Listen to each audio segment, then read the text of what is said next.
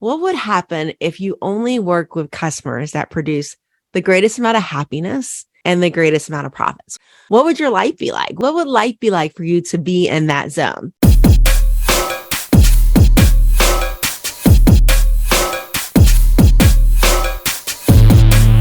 Today, I got an interesting topic, and today we're going to talk about something called the Pareto Principle. Yes, the Pareto Principle. And I like the Pareto Principle. It was a theory that was really designed by, it was actually an observation, not really designed. It was more of an observation, and it was an observation by Wilfredo Pareto. And what Mr. Pareto noticed was that, he lived in Italy, and he noticed that in Italy, 20% of the population actually owned 80% of the property in Italy. Like literally 20% of the population owned 80% of the property in this country. And he started noticing this 80-20 kind of thing kind of play out in other areas of his life.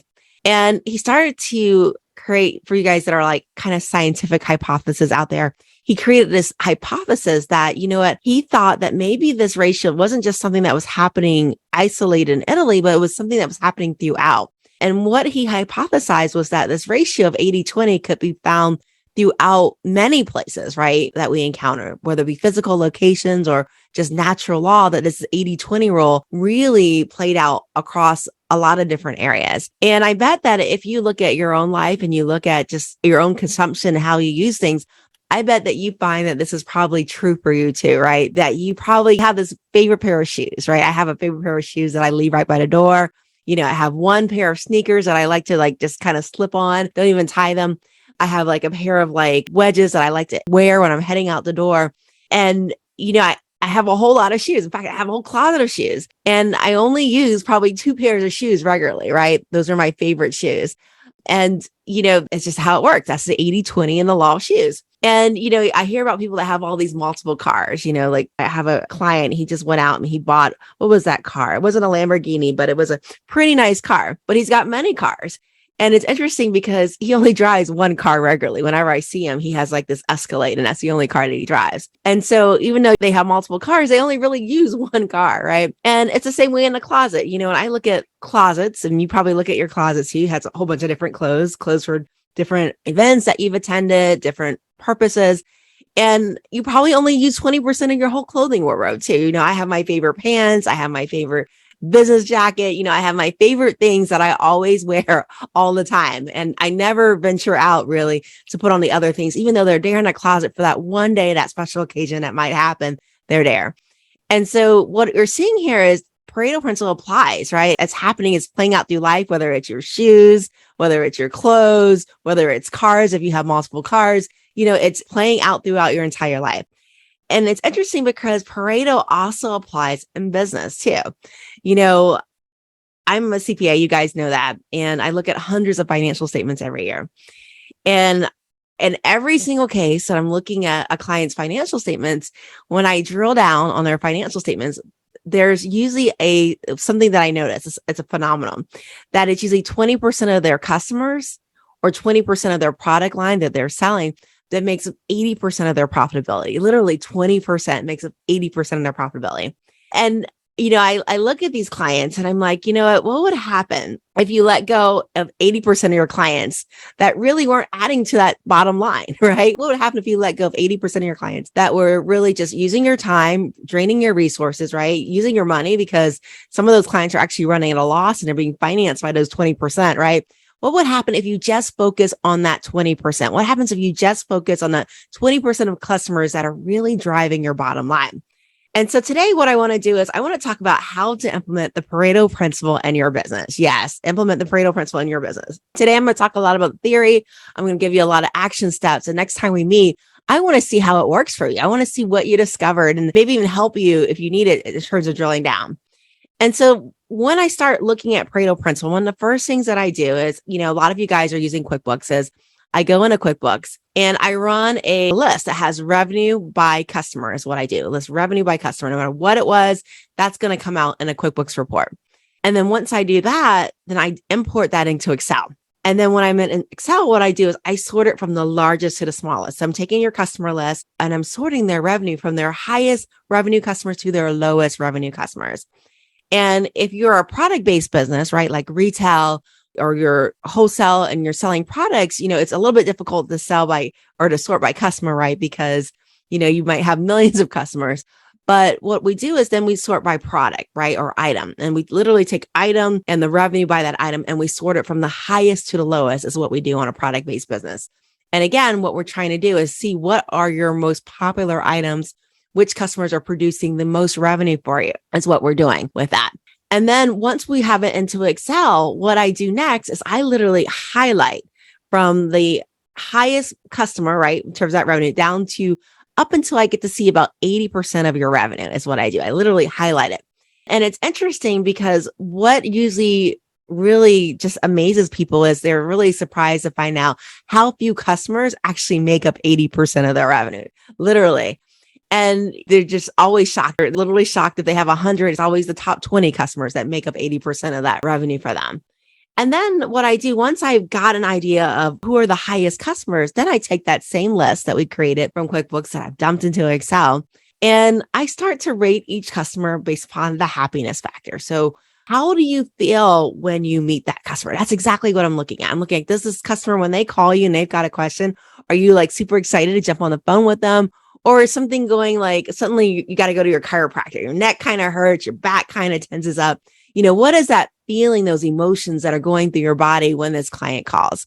And what I'm looking for now is I want you to rate each customer. Now that we sorted by revenue, I want you to put a smiley face next to the ones that bring you absolute joy, that you're like, oh my gosh, I'm so excited to see you, or that cringe factor, like, oh no, let me go hide underneath my desk, right? So I want you to put a happy face next to all the customers that you enjoy. And then I want you to put a sad face next to the ones that give you that cringe factor, right? And then anybody that's left over that doesn't have a face, you just give them a neutral face, like a non-happy face, non-sad face, just a neutral face. And if you're in a retail type of business or in a product-based business, you can do the same thing for your products too. Which ones do you enjoy making? Which ones do you enjoy selling? Which ones require a lot of work? Which ones are getting a lot of returns that have to come back, that you have to do rework on? And so you want to sort those products too, the same way as you would do a customer list if you're more in a product-based business. And then what I want you to do then is I want you to go back into your QuickBooks and I want you to run a job costing report. And I know a few of you guys have already implemented it. If you haven't implemented it, I would definitely strongly recommend implementing it because that's the first step, really detecting efficiency, knowing on where to hone in your time. So what I want you to do is go into QuickBooks and run a profit by customer report or a profit by job report if that's how you have it set up. And what I want this to be for you is I want you to look at revenue minus direct costs, right? Because that's what the profitability report is going to tell you. It's going to tell you what the gross margins are per customer. And I want you to see, which customers not only are generating high revenue for you, but are generating high profitability for you too, right? Because high revenue doesn't necessarily equate to high profitability, right? I've seen jobs that have high revenue, but then they run at a loss, which isn't very good. And so then what I want you to do there is I want you to find that intersection. I want you to find that intersection between happiness, meaning I love doing this work. I love working with this client. I love making this product, and also high profitability or high revenue. That's where I want you to make that intersection. That I am going to put this little caveat there. Just because the revenue or profitability is high in terms of dollars, I also want you to take a look at it as a percentage from a gross margin percent, your profitability as a percentage of revenue too, because maybe there's some strategy in there, some golden nuggets in there, looking at it that way too. And I want you to look at that. And I'm looking for that intersection of happiness versus high revenue, because that's your sweet spot. That's where I want you to focus at and really grow. And so in terms of what happens next is imagine for a moment, just sit there for a moment and sit there and think about it. What would happen if you only work with customers that produce the greatest amount of happiness and the greatest amount of profits? What would happen if you only work with customers that produce happiness and the greatest amount of profits? What would your life be like? What would life be like for you to be in that zone?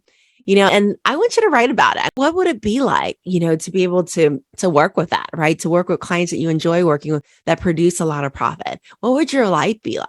I'll tell you this, you probably have more time, right? Definitely.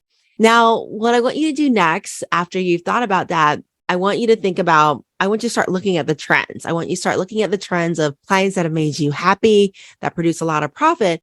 And I want you to start looking for commonalities. Like, what is the commonality of this client? Do they hang out in the same places? Are they in the same industry? Because sometimes we have a propensity to go towards certain industries. What are the commonalities that these customers have that produce that high profitability and that happiness factor in you?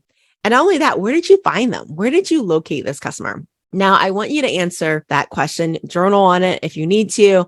And then I want you to think about, where can I find more of those clients? Where can I find more of those people that bring me great happiness, that I enjoy working with, and increasing my profitability? And so where can you find them? Because that's going to really target your marketing strategy. That's going to really target where you're going to market at.